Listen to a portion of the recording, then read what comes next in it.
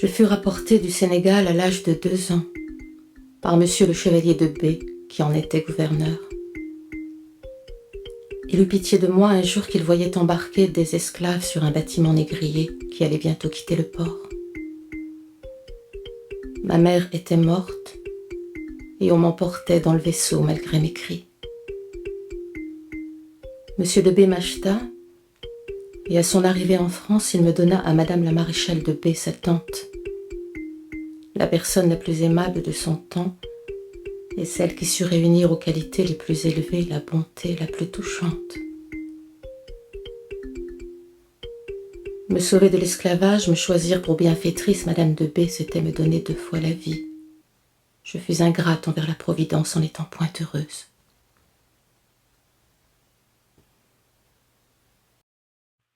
J'étais arrivé depuis peu de mois de Montpellier et je suivais à Paris la profession de la médecine lorsque je fus appelé un matin au faubourg Saint-Jacques pour voir dans un couvent une jeune religieuse malade. L'empereur Napoléon avait permis depuis peu le rétablissement de quelques-uns de ces couvents. Celui où je me rendais appartenait à l'ordre des Ursulines. La Révolution avait ruiné une partie de l'édifice. Une religieuse m'introduisit dans le cloître, que nous traversâmes en marchant sur de longues pierres plates qui formaient le pavé de ces galeries.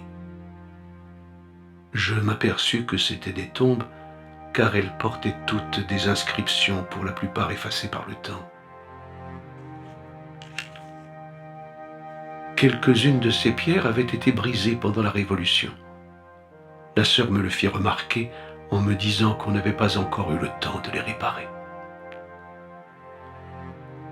Je n'avais jamais vu l'intérieur d'un couvent. Ce spectacle était tout nouveau pour moi. Du cloître, nous passâmes dans le jardin, où la religieuse me dit qu'on avait porté la sœur malade. En effet, je l'aperçus à l'extrémité d'une longue allée de charmilles. Elle était assise et son grand voile noir l'enveloppait presque tout entière. « Voici le médecin, dit la sœur. » Je m'approchai timidement. Elle se tourna vers moi et je fus étrangement surpris en apercevant une négresse. Mon étonnement s'accrut encore par la politesse de son accueil et le choix des expressions dont elle se servait. « Vous venez voir une personne bien malade, me dit-elle. À présent, je désire guérir, mais je ne l'ai pas toujours souhaité, et c'est peut-être ce qui m'a fait tant de mal. » Sa maigreur était excessive, ses yeux brillants et fort grands, ses dents d'une blancheur éblouissante éclairaient seules sa physionomie. L'âme vivait encore, mais le corps était détruit, et elle portait toutes les marques d'un long et violent chagrin. Touché au-delà de l'expression, je résolus de tout tenter pour la sauver. Je commençai à lui parler de la nécessité de calmer son imagination, de se distraire, d'éloigner des sentiments pénibles. « Je suis heureuse, me dit-elle. Jamais je n'ai éprouvé tant de calme et de bonheur. » L'accent de sa voix était sincère. Cette douce voix ne pouvait tromper. Mais mon étonnement s'accroissait à chaque instant. « Il est vrai, dit-elle, j'ai trouvé bien tard le repos de mon cœur, mais à présent je suis heureuse. » Eh bien, s'il en est ainsi, repris-je, c'est le passé qu'il faut guérir. Espérons que nous en viendrons à bout. Mais ce passé, je ne puis le guérir sans le connaître. Hélas, répondit-elle, ce sont des folies. En prononçant ces mots, une larme vint mouiller le bord de sa paupière. « Et vous dites que vous êtes heureuse, m'écriai-je. « Oui, je le suis, reprit-elle avec fermeté, et je ne changerai pas mon bonheur contre le sort qui m'a fait autrefois tant d'envie.